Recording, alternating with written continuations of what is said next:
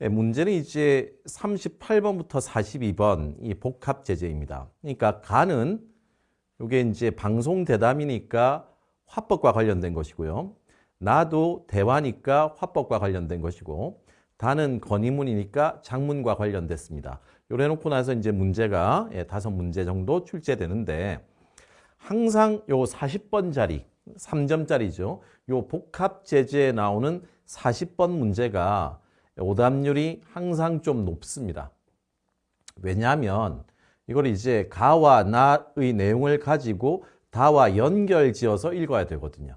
그래서 항상 요 문제가 오답률이 높은데, 그 화작 선택자들은 쌤 보기에는 인내심과의 싸움이에요.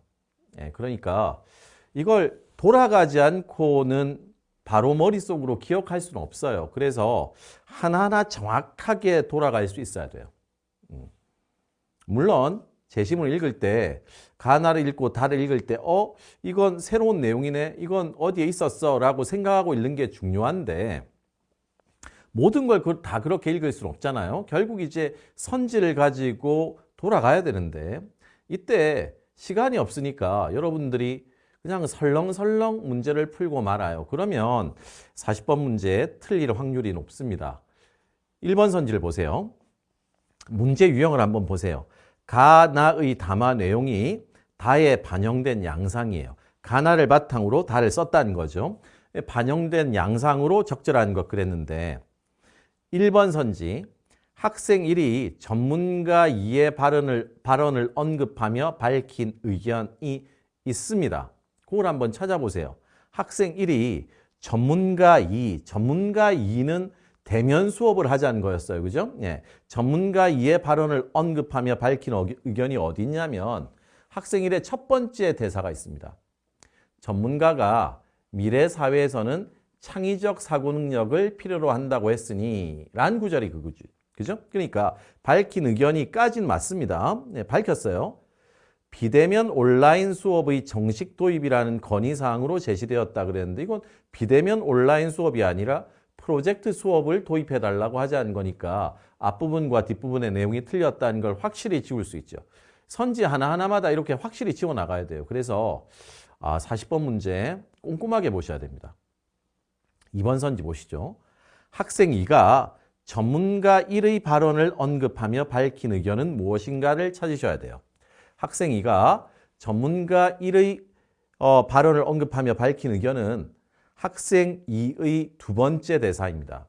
그러자 전문가도 미래 교육의 바람직한 수업 방식이 비대면 온라인 수업이라고 했잖아 라는 구절입니다. 자, 근데 비대면 온라인 수업 정식 도입의 기대 효과로 제시되었다. 기대 효과는 없었어요. 그냥 미래 교육의 바람직한 수업 방식이 비대면 온라인 수업 방식이다 라는 거지, 비대면 온라인 수업 방식의 기대 효과를 제시하진 않았단 말이에요. 그죠? 그래서 2번 선지도 다에서도 그런 내용은 없죠. 그죠? 기대 효과를 적어 놓지는 않았습니다. 그죠? 자, 틀렸고요. 3번 선지 보세요. 학생회장이 전문가 1의 발언을 언급하며 밝힌 의견은 나에서 학생회장이 전문가 1의 발언을 언급하며 밝힌 의견은 아예 없어요. 그죠? 4번 선지에 학생 2가 전문가 2의 발언을 언급하며 밝힌 의견도 아예 없습니다. 그러니까 정확하게 따져보면 절대로 못 풀 문제는 아닌데 푸는 것 자체가 좀 귀찮다 이 말이에요. 화작은 그 귀찮음으로 승부하는 과목입니다. 그죠? 그러니까 문제 자체가 어렵진 않아요. 근데 여러분들이 급하게 풀려고 하고 시간이 없으니까 빨리 풀려고 하고 라고 하면 화작 문제는 많이 틀릴 수 있습니다. 그런 것들 좀 연습으로 좀 정확하게 풀면서 시간 안에 풀 수 있는 연습은 좀 필요하지 않나라는 생각이 들어요. 5번 선지 보세요. 학생 1이 전문가 1의 발언을 언급하며 밝힌 의견은 뭐냐면 학생 1의 제일 마지막이죠. 그래, 에듀테크가 도입되면 학생별 맞춤형 학습과 몰입도 높은 학습 경험의 기회가 제공된다고 전문가가 말했잖아. 그 내용이 에듀테크 도입을 통해 얻을 수 있는 효과로 밑에서 두 번째 문단 마지막 구절에 제시되어 있습니다. 그죠? 이건 내용 일치예요. 41번 문제 정답률이 한 40%밖에 안 나옵니다. 다에 대한 설명이니까 말 그대로 글 다에 대한 설명이에요. 41번 문제 보세요. 건의 내용의 신뢰성을 확보하기 위해 정보의 출처를 제시하고 있다는 건 찾으시면 됩니다. 어디에 있어요? 재작년에 시행된 비대면 온라인 수업에 대한 학생들의 선호도, 여기에 대한 학생회에서 조사한 설문 결과라는 게 나와 있습니다. 정보의 출처를 제시했죠. 이 정도면 정보의 출처라고 할 수 있습니다. 이번 선지에 건의 내용의 타당성을 높이기 위해 현재의 문제 상황을 제시하고 있다. 현재의 문제 상황이 뭐냐라는 걸 생각해 보세요. 현재의 문제 상황이 뭐죠? 그 두 번째 문단 세 번째 줄 끝부분에 하지만 지금 다시 일관되게 대면 수업만 진행하고 있어 학생들의 불만이 많아요. 이게 바로 현재의 문제 상황입니다. 3번 선지에 건의 내용의 합리성을 확보하기 위해 여러 가지 해결 방안을 비교하고 있다 그랬는데 여러 가지 해결 방안을 비교하고 있지 않습니다. 그런 거 없어요. 이 해결 방안은 이런 장점이 있고 저 해결 방안은 저런 장점이 있다. 이런 거 없어요. 그러니까 그냥 답은 3번이죠. 4번, 5번은 두 번째 문단 뒷부분에 5번 선지는 세 번째 문단 뒷부분에 정확하게 나타나 있습니다.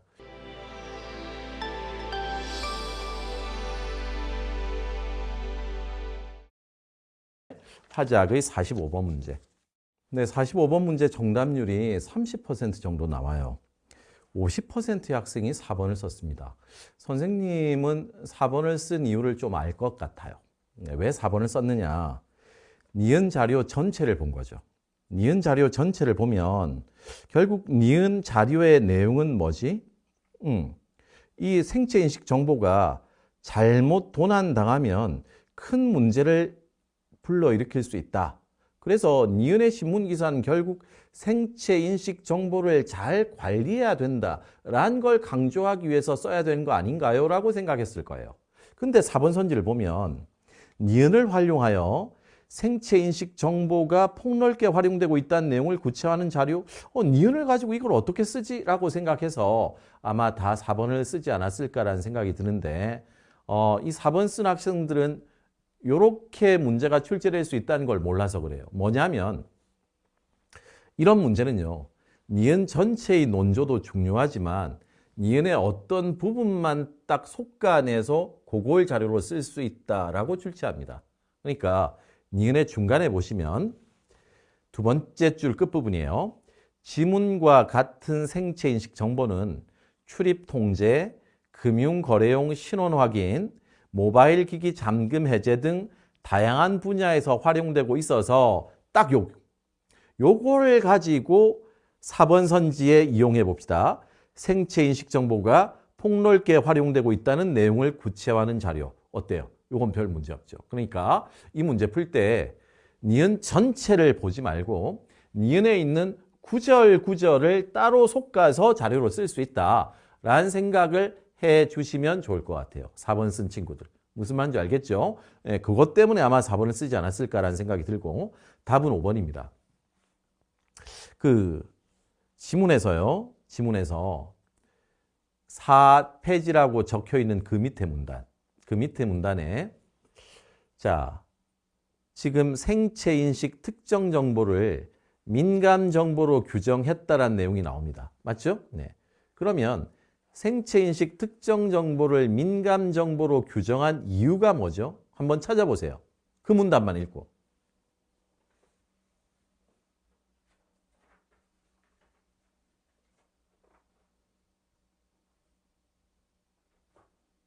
됐어요? 어디 있어요? 제일 마지막에 있잖아요. 생체인식 특정 정보의 민감 정보 규정은 생체인식 특정 정보의 오남용을 억제하는 효과가 있다. 그러니까 오남용 억제를 방지하기 위해서 민감 정보로 봤다 이런 얘기예요. 근데 5번 선지에 생체인식 원본 정보 파기 원칙 자체가 민감 정보로 규정한 배경은 아니죠. 그죠? 파기 원칙도 결국은 뭐 하기 위해서야? 오남용을 억제하기 위해서고 민감 정보로 규정한 배경도 오남용을 억제하기 위해서인데 생체인식 원본 정보의 파기 원칙 그 자체가 민감 정보로 규정한 원인은 아니란 말이에요. 그죠? 네, 그래서 차분하게 읽어보시면 답이 5번이라는 걸 충분히 여러분들 납득할 수 있을 것 같습니다. 됐어요? 예. 조금 어렵죠. 근데 4번 선지 그렇게도 문제가 출제될 수 있다는 사실만 좀 인지하시면 요 문제 조금 복잡하긴 해도 풀 수 있지 않을까라는 생각이 듭니다. 항상 화법에서는 딱 요 두 문제가 문제예요. 제일 마지막 문제, 자료 활용하는 문제하고 가나하고 다 이렇게 연결하는 40번 문제. 둘 다 3점짜리죠. 요 문제들이 가장 오답률이 높습니다. 아마 올 수능에서도 그랬을 거예요. 그러니까 이런 것들 좀 꼼꼼하게 읽는 습관을 들여주시면 좋겠다라는 생각이 듭니다. 화작 선택자들 별로 공부할 건 없지만 나중에 9평, 6평 정도 치고 나서 한 7, 8월쯤 돼서는 일주일에 한 2세트 정도씩은 계속 화작 문제들을 풀어주시면 좋을 것 같아요. 네, 그 정도만 해주시면 되니까 그때 가서 그렇게 차분하게 읽어나가는 습관을 들이세요. 그 전까지는 독해력을 기릅시다. 그게 맞는 것 같아요. 자.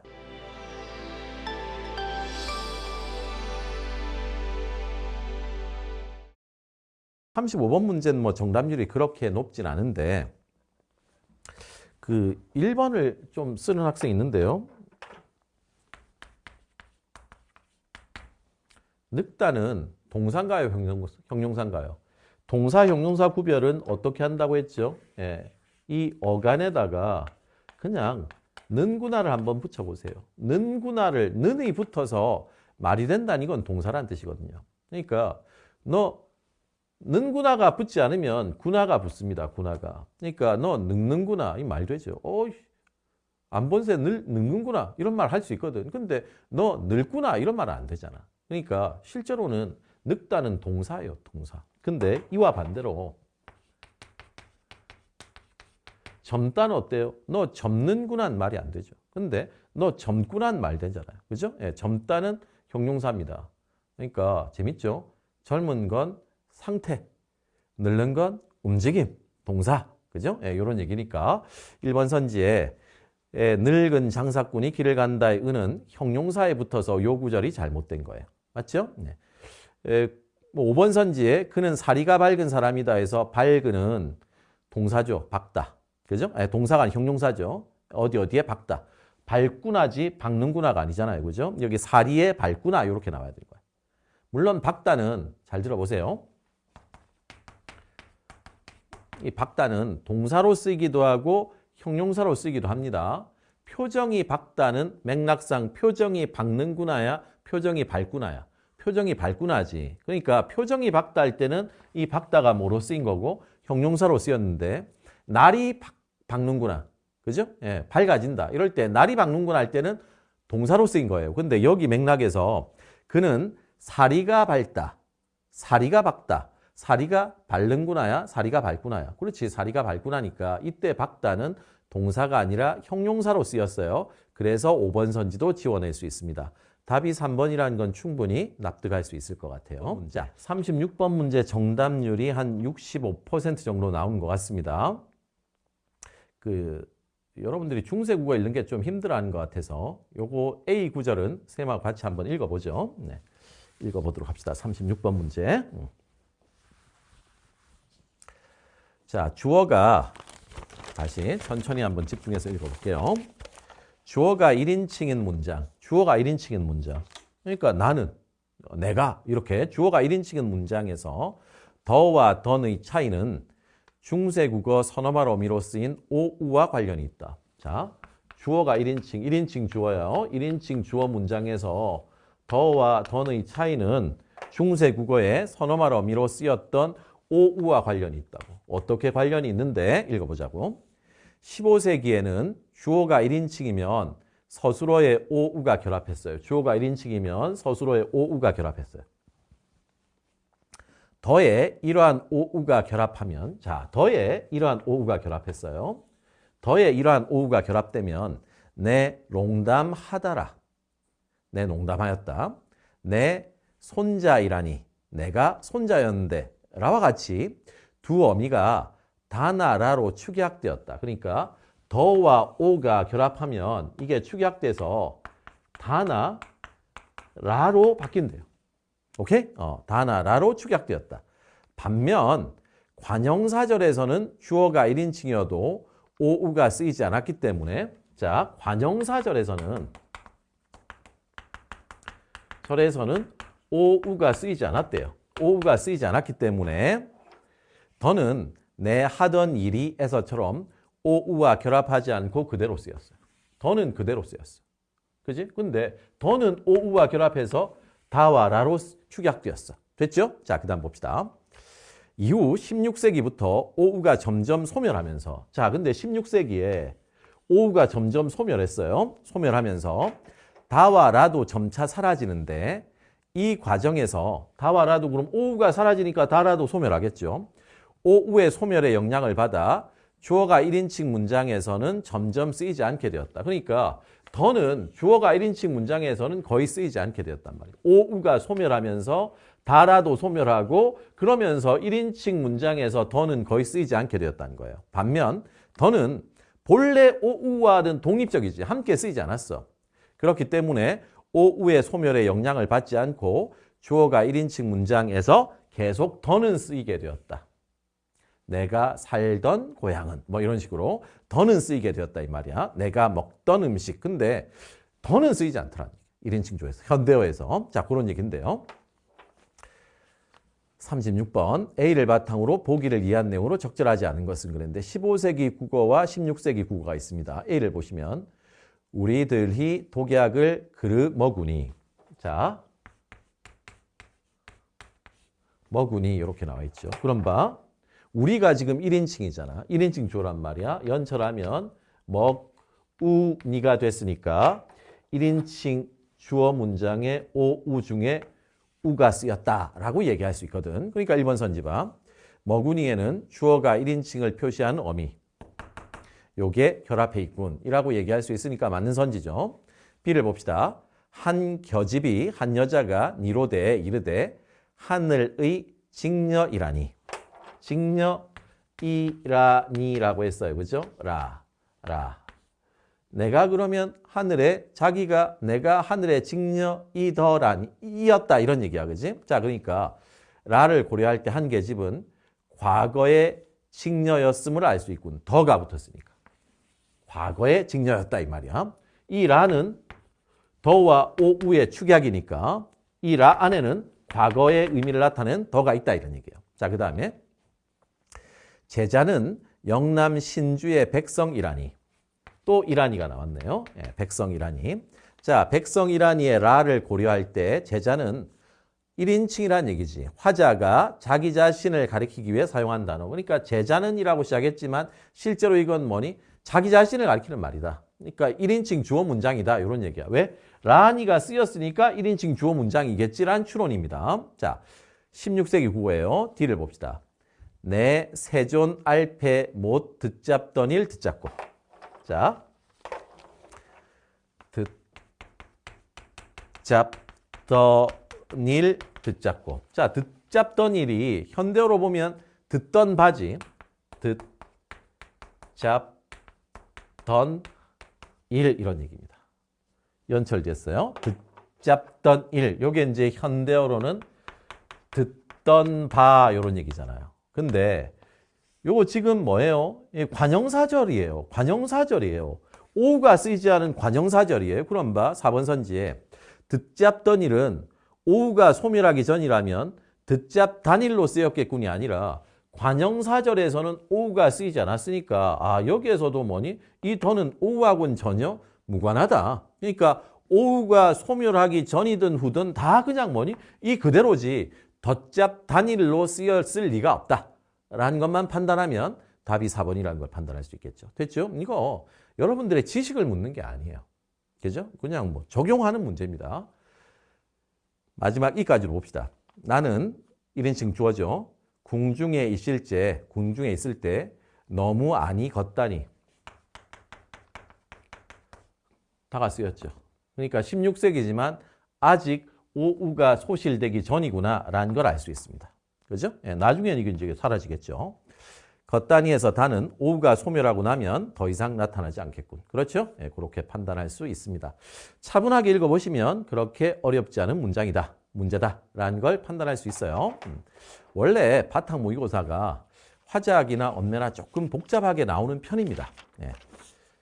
뭐 모의고사 한번 치는데 너무 쉬운 것만 칠 수는 없잖아요. 그죠? 예, 문제를 풀면서 공부해야 될 게 있으면 공부를 시키는 그런 모의고사라고 생각하시면 되겠죠. 그래서 의도적으로 조금 어려운 문제를 출제하는 것 같습니다.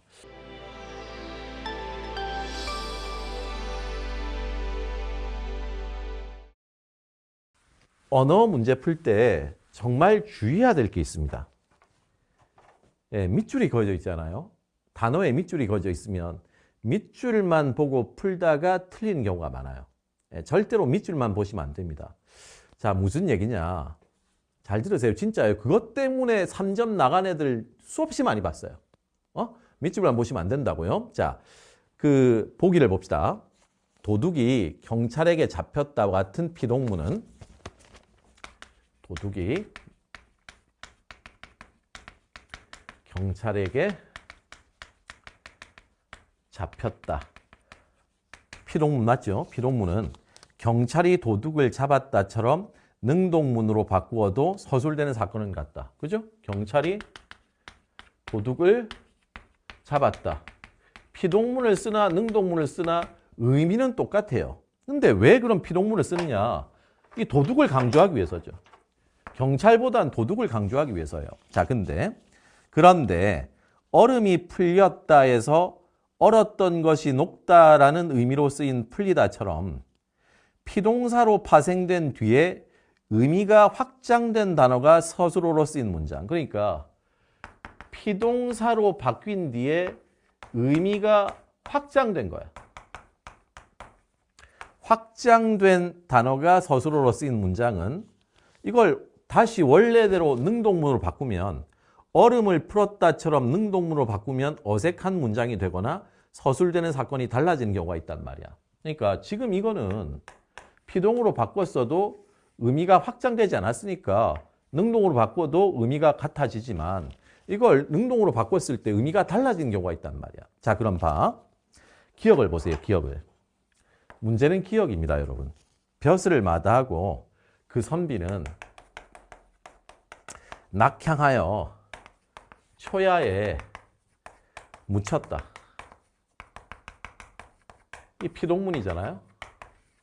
근데 차분하게 읽어서 문장을 읽으면 이게 의미가 확장된 단어라는 걸 알 수 있습니다. 초야에 묻혔어요. 이건 진짜 땅에 묻힌 게 아니잖아요. 그러니까 이건 자연 속에서 지낸다 이런 의미입니다.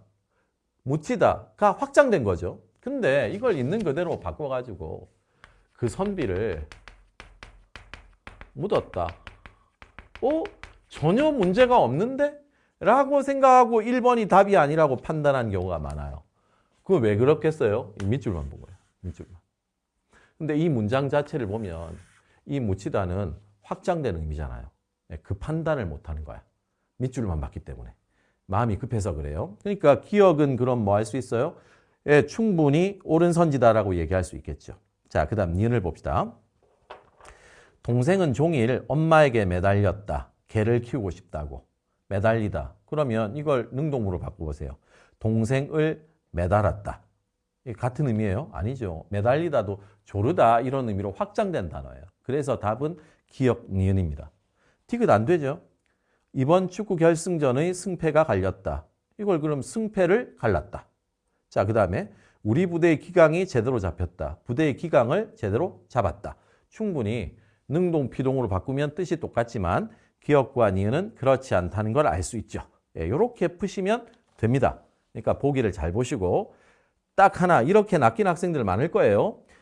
이런 문제 정말 많이 나옵니다. 밑줄만 보고 밑줄 친 단어만 가지고 문제를 풀려고 하지 말 것. 적어도 밑줄이 있는 그 문장을 가지고 사고하셔야 된다라고 얘기하고 싶어요.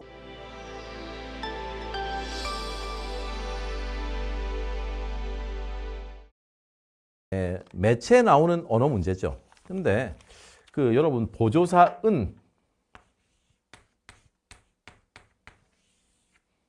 은는 주격조사는 아니에요. 주격조사는 아닌데 문장의 화제다. 토끼는 귀가 길다. 그럼 토끼란 존재가 이 문장의 중심 화제다. 중심 화제임을 나타내는 기능을 하고요. 그 다음에 가더라도 멀리는 가지 마라. 예, 강조의 의미를 나타내기도 하고요. 철수는 수학은 잘하는데 영어는 못한다처럼 이 차이, 대조의 의미를 나타내기도 합니다. 이게 우리 국어의 보조사 은는의 기능이에요. 이번 선지에 B를 보시면 제가 나와 있는 이곳은 단체 사진 촬영 장소입니다. 그러니까 이곳은 할 때 이곳은 이 문장 전체의 뭐니? 중심 화제의 역할을 하죠. 그러니까 이번 선지를 보시면 보조사은을 사용하여 제가 나와 있는 이곳이 이 문장의 화제임을 나타내고 있다는 건 틀린 말이 아닙니다. 그죠? 그러니까 이건 보조사 은는의 기능을 여러분들 머릿속에 담고 있으면 2번이 옳다는 걸 알 수 있는데 요건 공부가 조금 얕아서 그렇습니다. 은는의 기능을 공부하는 게 좋을 것 같아요. 그래서 이제 답을 1번 쓰는 경우가 있는데 연결어미 면서 A면서 B A면서 B 이건 뭐냐면 A와 B가 동시에 일어난다 이 말이에요. 그죠? 동시에 겸하여 있다 이런 얘기입니다. 그러니까 A를 보세요. 그런데 많게는 수십 명이 단체로 달리는 일이 빈번해지면서 단체로 달리는 일이 빈번해지면서 불편을 호소하는 민원이 늘어나고 있다. 불편을 호소하는 민원이 늘어난다. 그러니까 A 하면서 B 하다. 이건 뭐니? A와 B가 동시에 일어난다는 거야. 그치? 그런 의미에서의 면서란 말이에요. 근데 이 빈번한 상태가 지속됨을 나타내는 게 면서는 아니거든요. 그래서 1번 선지는 틀렸다라고 얘기할 수 있습니다. 됐죠?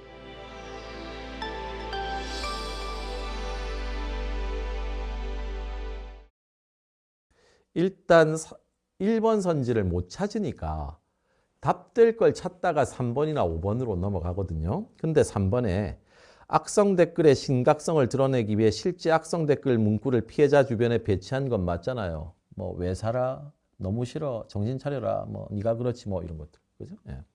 5번에 공익 광고의 주제를 드러내기 위해 악성 댓글을 다는 행위의 부정적 측면과 그 행위의 지속성을 환기하는 표를 달았다 그랬는데 당신의 손은 지금도 범죄를 저지르고 있습니다. 그러니까 지금 악성 댓글 다는 게 범죄다라는 게 부정적 측면이고요.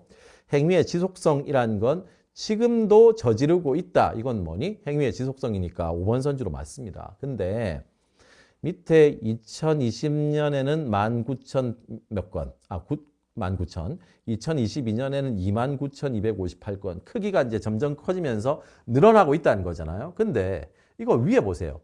연도별 사이버 명예훼손 모욕 범죄 발생 건수지 이게 구체적인 악성 댓글 수가 아니잖아요. 근데 1번 선지는 뭐라고 했냐면 악성 댓글에 대한 경각심을 일깨우기 위해 글자의 크기를 점차 크게 나타내까지는 맞는데 악성 댓글 수의 추이를 제시했다. 이러면 이제 틀리는 거지. 그러니까 이런 식으로 함정을 팝니다. 그죠? 그래서 이런 식으로 해서 틀릴 수도 있으니까 좀 매체 문제 선지 볼 때 조금 꼼꼼하게 봐야겠다라는 생각은 드네요. 자,